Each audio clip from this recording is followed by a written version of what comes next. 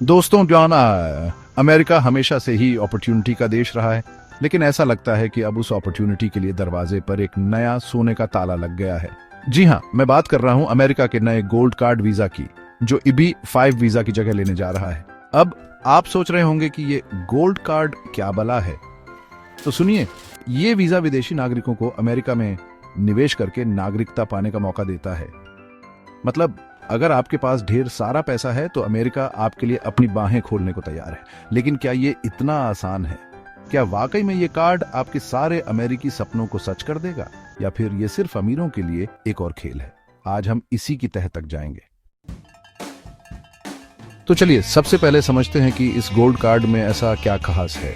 सरकार का दावा है कि ये वीजा ग्रीन कार्ड के बराबर ही है, यानी आपको अमेरिका में रहने, काम करने और आने जाने की पूरी आज़ादी मिलेगी। निवेश के नाम पर सरकार को उम्मीद है कि इससे अमेरिकी अर्थव्यवस्था को बढ़ावा मिलेगा, और हाँ, नौकरशाही के चक्रव्यूह में फंसने से भी आपको राहत मिलेगी, कम से कम उनका तो यही कहना है। लेकिन क्या वाकई में ये इतना आसान है? क्या वाकई में ये कार्ड आपको उन सभी अधिकारों और सुविधाओं का हकदार बना देगा जो एक अमेरिकी नागरिक को हासिल है?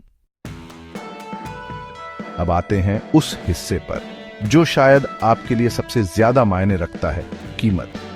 पहले जहां EB-5 वीजा के लिए आपको लगभग 8 करोड़ 75 लाख रुपए खर्च करने पीडी देते थे, वहीं अब गोल्ड कार्ड के लिए आपको अपनी जेब से 44 करोड़ रुपए से ज्यादा खर्च करने होंगे। जी हां, आपने सही सुना, ये कोई छोटी मोटी रकम नहीं है।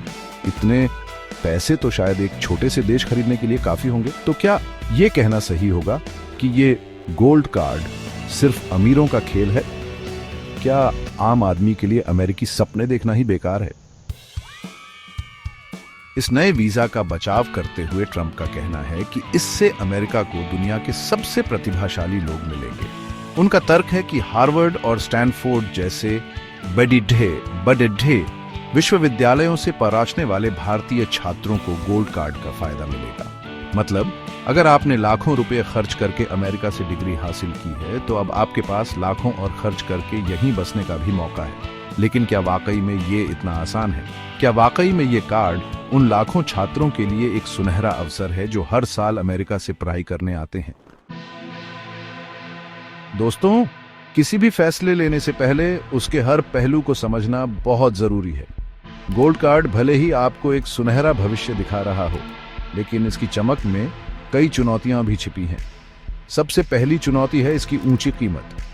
44 करोड़ रुपए कोई छोटी रकम नहीं होती। इतना पैसा निवेश करने से पहले आपको यह सुनिश्चित करना होगा कि आपको इसका सही रिटर्न मिलेगा। इसके अलावा निवेश के जोखिम को भी नजरअंदाज नहीं किया जा सकता। रियल एस्टेट या व्यवसाय में निवेश हमेशा से ही जोखिम भरा रहा है। अगर आपका निवेश डूब गया तो आपके साथ क्या होगा?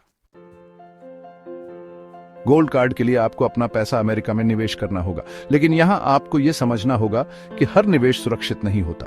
रियल एस्टेट मार्केट में उतार चढ़ाव आते रहते हैं।